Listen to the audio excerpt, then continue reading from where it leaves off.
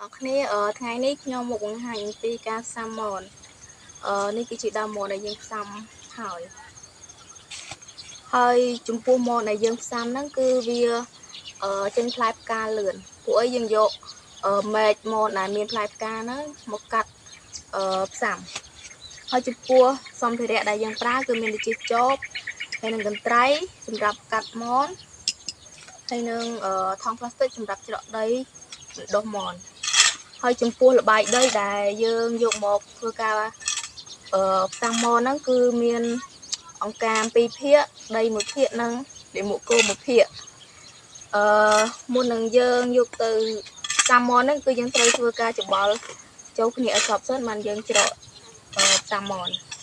បានជាគេយកអង្កាមដុតនិងលាមកគោមកធ្វើល្បាយដីសម្រាប់បណ្ដុះដើមមនហ្នឹងគឺដោយសារតែវាមានអត្ថប្រយោជន៍ច្រើនចំពោះលាមកគោគឺវាមានអត្ថប្រយោជន៍ជាច្រើនដូចជាវាជាជីធម្មជាតិដ៏ល្អមួយសម្រាប់ដល់សារធាតុដល់ដីដែលវាមានពពួកដូចជា NPK និងសារធាតុផ្សេងៗទៀត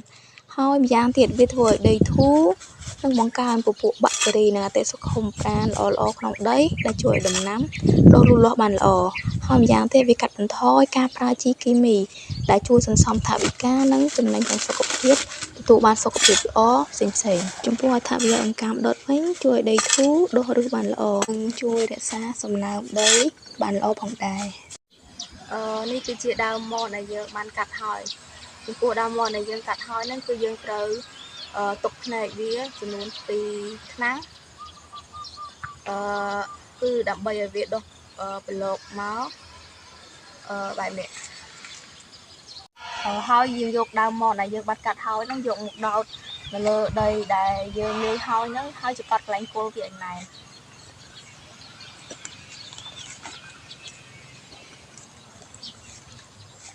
ហើយចំពោះដើមមនដែលយើងដាំហើយហ្នឹងគឺយើងត្រូវដាក់នៅកន្លែងរងផ្សាំដើម្បីស្រោចទឹកចំពោះការស្រោចទឹកហ្នឹងគឺយើងស្រោច2ដងក្នុងមួយថ្ងៃពេលព្រឹកនិងពេលល្ងាចហើយមនដែលដុះឫសហ្នឹងគឺមានអាយុចាប់ពី30ទៅ35ថ្ងៃបន្ទាប់ពីយើងដោតទៅក្នុងដីហើយចំពោះផ្លែមននេះផងដែរគឺរយៈពេល7ខែទៅវាមានផ្លែហើយចំពោះផ្លែនេះផងដែរគឺវាមានលក្ខណៈតូចបើសិនជាយើងយកវាទៅដាំនៅក្នុងចកាយើងត្រូវធ្វើការកាត់តែងមែករបស់វាដើម្បីឲ្យផ្លែមនហ្នឹងឆ្លោះល្អពូមននេះផងដែរគឺមានអាយុ7ឆ្នាំហើយយើងឃើញផ្លែវាធំល្អហ្នឹងគឺដោយសារ